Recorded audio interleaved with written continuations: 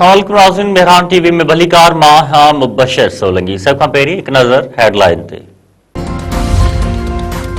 परदेही वज़ीर इसहाक डार स्ट्रेटेजिक ॻाल्हियुनि में शिरकत लाइ बीजिंग रवानो। इसहाक डार पाक चीन स्ट्रेटेजिक ॻाल्हियुनि में शिरकत कंदो ऐं चीनी परदेही वज़ीर सां गॾु ॻाल्हियुनि जी गॾियल सदारत कंदो। परदेही तर्जुमान जो चवणु आहे त स्ट्रेटेजिक ॻाल्हियुनि में पाक चीन बेतरफ़े ताउन जो जाइज़ो वरितो वेंदो।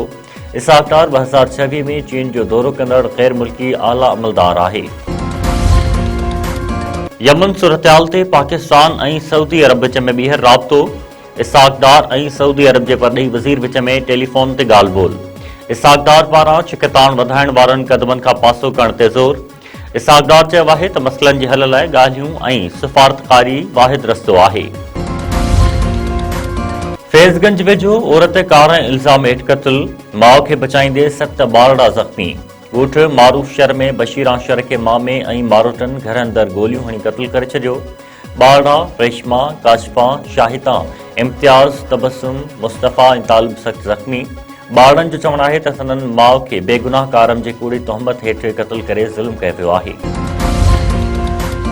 नूरियाबाद वेझो ख़ौफ़नाक हादसो, 2 मुसाफ़िर फ़ौत, 10 ज़ख़्मी। M9 मोटरवे ते रोड हादसे में पंजाब खां कराची वेंदड़ कोच साम्हूं वेंदड़ ट्रालर सां टकराइजी वई। फ़ौतनि मां हिकु मुसाफ़िर जी रहीमयार ख़ान वासी मोहम्मद आसिफ तौरु सुञाणप। उमरबाब चांडियो जे 3 घरभातुनि जो क़त्ल केस आख़िरी मरहले में दाख़िल। दादू जी क्रिमिनल ट्रायल कोर्ट में 3 क़त्ल केस जी ॿुधणी। इल्ज़ाम हेठि आयल भाइर सरदार ख़ान चांडियो, बुरहान ख़ान चांडियो ऐं ॿिया अदालत में पेश। फरियाद धुर जो वकील सलाउद्दीन पंवर दलील मुकमल कंदो।